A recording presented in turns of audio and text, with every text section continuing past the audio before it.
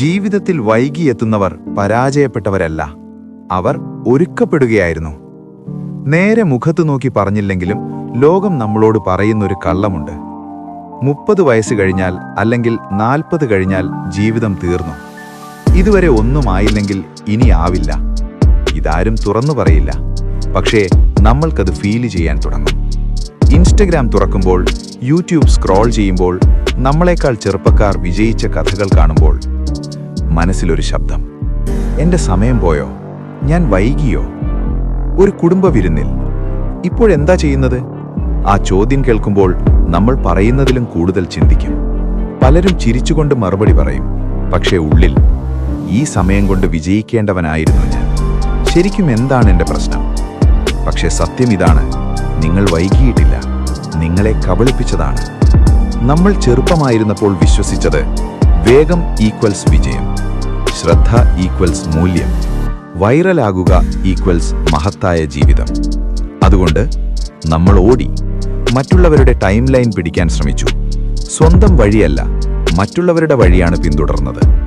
പക്ഷേ ആ ഓട്ടം വിജയത്തിനു വേണ്ടിയല്ല, പിന്നിലാകുമോ എന്ന ഭയത്തിനു വേണ്ടിയായിരുന്നു.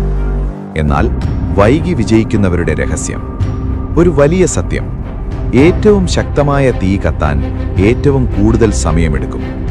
ചെറുപ്പത്തിൽ ലഭിക്കുന്ന വിജയം തിളങ്ങും, പക്ഷേ പലപ്പോഴും ദീർഘകാലം നിലനിൽക്കുന്നവയല്ല. വൈകി വരുന്ന വിജയം ശബ്ദമില്ല, പക്ഷേ ആഴമുള്ളതാണ്. നിങ്ങൾ ഈ വർഷങ്ങളെല്ലാം ചെയ്തിരുന്നത് സഹിഷ്ണുത പഠിക്കുക, ആളുകളെ വായിക്കുക, പരാജയം സഹിക്കുക, നിശബ്ദത സഹിക്കുക. ഇത് പുസ്തകങ്ങളിലില്ല, ജീവിതം തന്നെയാണ് പഠിപ്പിക്കുന്നത്. 40 കഴിഞ്ഞാൽ എന്താണ് മാറുന്നത്? 40 കഴിഞ്ഞാൽ പ്രശംസയുടെ പിന്നാലെ ഓടുന്നത് കുറയും. എനിക്കെന്താണ് ശരി എന്ന ചിന്ത വരും. ലെഗസി, അതായത് പിന്തുടർച്ച, പ്രധാനമാകും. ഇത് പരാജയമല്ല, ഇത് വളർച്ചയാണ്. ഇൻഡിവിജ്വേഷൻ, അതായത് സ്വന്തം യഥാർത്ഥ സ്വഭാവത്തിലേക്ക് എത്തുന്ന പ്രക്രിയ. 20കളിൽ നമ്മൾ ഒരു മാസ്ക് ധരിച്ച് സമൂഹം പറഞ്ഞ രൂപം അഭിനയിക്കും. 40ൽ ആ മാസ്ക് പൊട്ടിത്തുടങ്ങും. യഥാർത്ഥ ഞാൻ പുറത്തുവരും. ഉദാഹരണങ്ങൾ: കേണൽ സാൻഡേഴ്സ്, KFC 65 വയസ്സിൽ തുടങ്ങിയതാണ്, മുമ്പ് ഒരുപാട് പരാജയങ്ങൾ.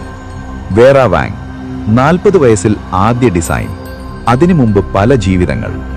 അവർ വൈകിയവരല്ല, അവർ തയ്യാറായപ്പോൾ വിജയിച്ചവർ.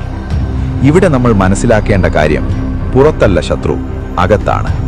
അകത്തെ ശബ്ദങ്ങൾ: ഇനി വൈകി, ഇതിനി യാഥാർത്ഥ്യമാകില്ല, ഞാൻ ഇതിന് പറ്റിയവനല്ല. നെപ്പോളിയൻ ഹിൽ പറഞ്ഞത്, ഒരേ ചിന്ത ആവർത്തിച്ചാൽ അത് യാഥാർത്ഥ്യമാകും. നമ്മൾ തന്നെ നമ്മളെ പരാജയത്തിലേക്ക് പ്രോഗ്രാം ചെയ്യുന്നു. എന്നാൽ യാഥാർത്ഥ്യത്തിൽ നമ്മൾ ചെയ്യേണ്ടത് ഒരു പുതിയ സ്ക്രിപ്റ്റ് എഴുതുക എന്നതാണ്. പഴയത്, ഞാൻ വൈകി, എനിക്ക് സമയം പോയി. എന്നാൽ പുതിയത്, ഞാൻ തയ്യാറാണ്. എൻ്റെ മുറിവുകൾ എൻ്റെ അനുഭവമാണ്. ഈ വൈകിപ്പിക്കൽ എൻ്റെ ആഴമാണ്. പരിസ്ഥിതി മാറ്റണം. നിങ്ങൾ എവിടെയിരിക്കുന്നു, ആരോടൊപ്പമാണ് സംസാരിക്കുന്നത്, അതാണ് നിങ്ങളെ രൂപപ്പെടുത്തുന്നത്. 40 കഴിഞ്ഞാൽ എല്ലാം തീർന്നു എന്ന് പറയുന്ന ആളുകൾ വിഷം പോലെയാണ്, ശബ്ദമില്ലാതെ. എല്ലാവരെയും വിട്ടുപോകണമെന്നല്ല, പക്ഷേ അതിരുകൾ വേണം. ഊർജത്തിന്റെ ഗേറ്റ് കീപ്പർ ആവണം. അപ്പോഴും നമ്മളെ കൺഫ്യൂസ് ചെയ്യിപ്പിക്കുന്ന ചിലതുണ്ട്. പഴയത്, പഴയ ഫോട്ടോ, പഴയ പാട്ട്.